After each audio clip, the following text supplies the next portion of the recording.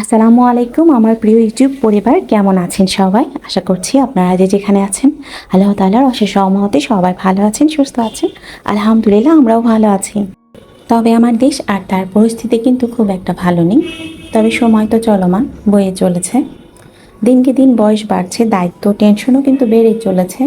কেন জানি এর মাঝে ভালো থাকাটাই কমে গেছে। যাই হোক, দিন শেষে এটাই আশা করবো যে ভালো কিছুর মধ্য দিয়ে সব কিছুর সমাপ্তি ঘটুক। একটা ভালো দিন আর একটা ভালো সময় দেখার জন্য অনেক অনেক খারাপ দিনগুলোর সাথে আমাদের লড়াই করতে হয়। আর সেই লড়াই করার শক্তি সঞ্চার করে চলুন নতুনভাবে নিজেকে উদ্দীপনায় জাগ্রত করে নতুনভাবে কাজ শুরু করি। যাই হোক, হায় আল্লাহ, আমরা তো সংসার সংগ্রামী। সংসারে এই যে সংগ্রামের জীবন, তার তো শেষ নেই। সকালবেলার কাজগুলো সেরে আমি তো নাস্তা বানাতে চলে এসেছি। একটু রুটি বানিয়ে নিচ্ছি, তবে প্রচণ্ড গরমে কোনো কাজকর্মে মন বসছে না, তার সঙ্গে শরীরও সায় দিচ্ছে না। কিছুদিন যাবত তো আকাশ বৃষ্টির বর্ষাকে সঙ্গী করে নিয়ে বসেছিল, আর সেই দিনগুলো কিন্তু আমাদের বেশ স্বস্তিতেই কাটলো। আবারও সূর্যের তাপদাহ, তার সঙ্গে তীব্র গরম, সব কিছুকে মিলে জনজীবন আবারও অতিষ্ঠে পর্যায়ে।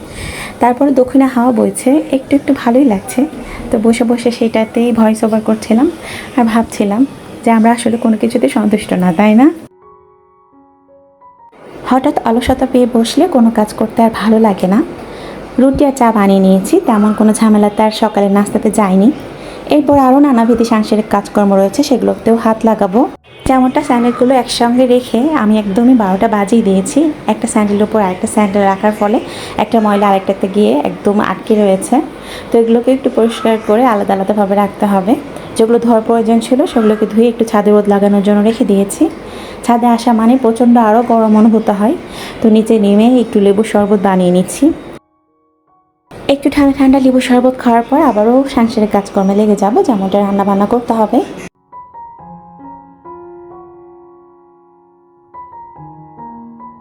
আজকে দুপুরে রান্নায় পাবদা মাছের রান্না করব, তার সঙ্গে একটু মুরগির মাংস, ব্যাস আমার দুপুরের এই রান্না বান্না। হয়তো বললাম না, শরীরটাও খুব একটা সাথ দিচ্ছে না। গরমের কারণে রাতে খুব একটা ভালো ঘুম হয়নি। ঘুমের ঘাটতি অচিরেই শরীরটাকে নিস্তেজ করে দেয়। ঘুমের যে কতটা মূল্য, যারা প্রপারভাবে ঘুম না আসে তারাই জানে, তাই না? আর ঘুম কি অসাধারণ জিনিস, তাই না? যদি আসে, পৃথিবীর সব কিছুই কিন্তু আপনার ভুলিয়ে দেয়।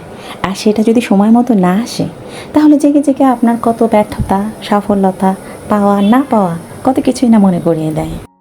পাবদা মাছের তরকারিটা রান্না করা হয়ে গেছে। এবার মুরগির মাংস মশলা কষিয়ে মাংসটা বসিয়ে দিব। আর এর মধ্য দিয়ে ছোটো রিকোয়েস্ট করছি, যদি আপনাদের আমার এই সাধারণ জীবনযাত্রার ভিডিওগুলো ভালো লাগে, তো অনুরোধ থাকবে আমার ছোট চ্যানেলটিকে সাবস্ক্রাইব করে আপনারা আমার পাশেই থাকবেন।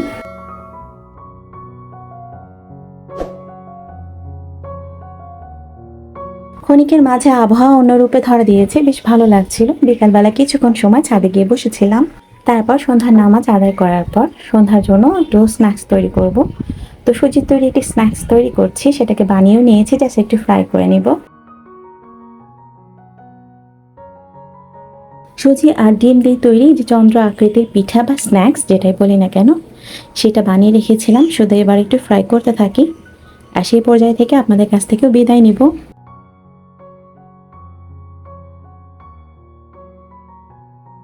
আল্লাহ তাআলা আমাদের সবাইকে হেফাজত করুক। আর যাদের পরিবার শূন্য হয়েছে, তাদের শূন্যতা তো কখনো পূরণ হওয়ার নয়। তারপরও তাদের আত্মার মাগফিরাতের জন্য আমরা একত্রে দোয়া করতে পারি। আল্লাহ তাআলা সেই পরিবারগুলো শোক সহ্য করার ক্ষমতা দিক। আমি সবাই ভালো থাকবেন। আল্লাহ হাফেজ। আসসালামু আলাইকুম।